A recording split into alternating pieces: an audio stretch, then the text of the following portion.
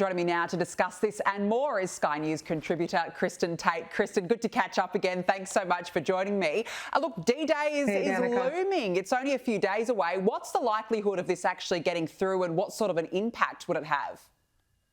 Yeah, well, the Senate spent the entire day nearly trudging through hours-long vote-a-thons, hoping to advance this bill to President Trump's desk by July 4th. I suspect it will pass. The big, beautiful bill, as Trump likes to call it, has two features that are very common in these must-pass bills that Congress does these days. The first is that Congress has an overwhelming political imperative to pass this thing, because if this doesn't get passed, this Congress and the administration will have accomplished nothing legislatively, so they must pass it. But the second is that once it passes, there's something for everybody to complain about. Some will complain about the lack of spending cuts, or the lack of hiring freezes, or the non-cuts to entitlements. So there's something for every Republican to complain about. So essentially, the Republicans will likely come together so that they can once again start infighting. But I would argue there's also obviously a lot to like about this bill. It extends the 2017 tax cuts. It increases funding for border security. So yes, I do suspect it will get passed eventually. Yeah, well, all eyes will be on July 4. Be interesting to see how it goes. But it's interesting now because the bromance between Elon Musk and Donald Trump is well and truly over. And Musk has been very critical, of course, of this bill.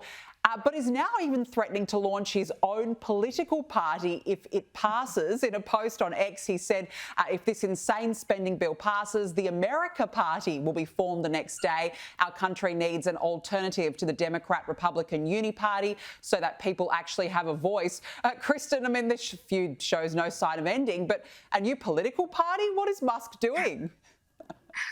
It's a little bit crazy. I will say he does have some good points about this bill. I mean, it adds a further $2.4 trillion to our debt. America's already $37 trillion in debt. This is not sustainable, this level of spending. And there are very few people in Washington, D.C. who seem to have an appetite for spending cuts, which our country so desperately needs.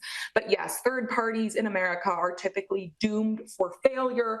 Starting a third party, if Musk did it, it would also automatically alienate all of Trump's supporters, who would see that as sort of hostile to Trump. And of course, Elon Musk isn't going to get any support from leftists. Democrats in this country can't stand him.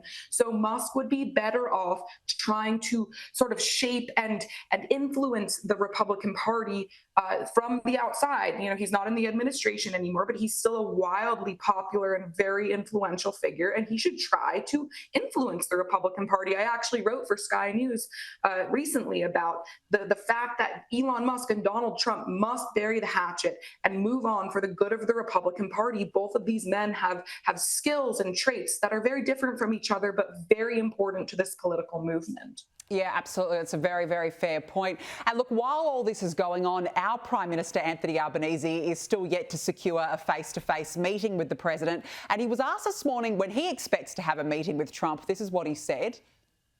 When do you expect to sit down with Donald Trump? Oh, when we have a meeting, we'll have a meeting.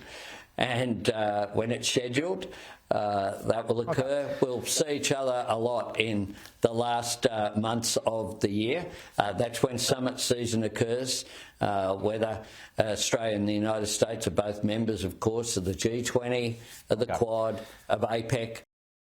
And look, our Foreign Minister Penny Wong is currently in Washington and is trying to direct her counterpart Marco Rubio to lock in a meeting. But Kristin, I spoke about this earlier. I just think it's laughable that our Prime Minister is so far behind in his relationship with Trump that he's now banking on a series of upcoming summits in the hope for a meeting. What does it say about how Donald Trump views the Australian leader? Do you think we're on the back foot?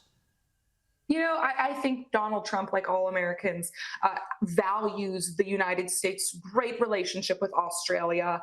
But there's been a lot going on right now. The president's been very busy, of course, with what was going on in Iran and now passing this big, beautiful bill. But secondly, it doesn't help your prime minister that he has made some very unflattering comments about Donald Trump in the past. As silly as it may seem, these are the kinds of things that President Trump takes very seriously. When people say unkind or unflattering things about him, he does tend to hold grudges. So I do think this meeting will happen eventually, but for a few reasons, it's just been pushed off for a bit.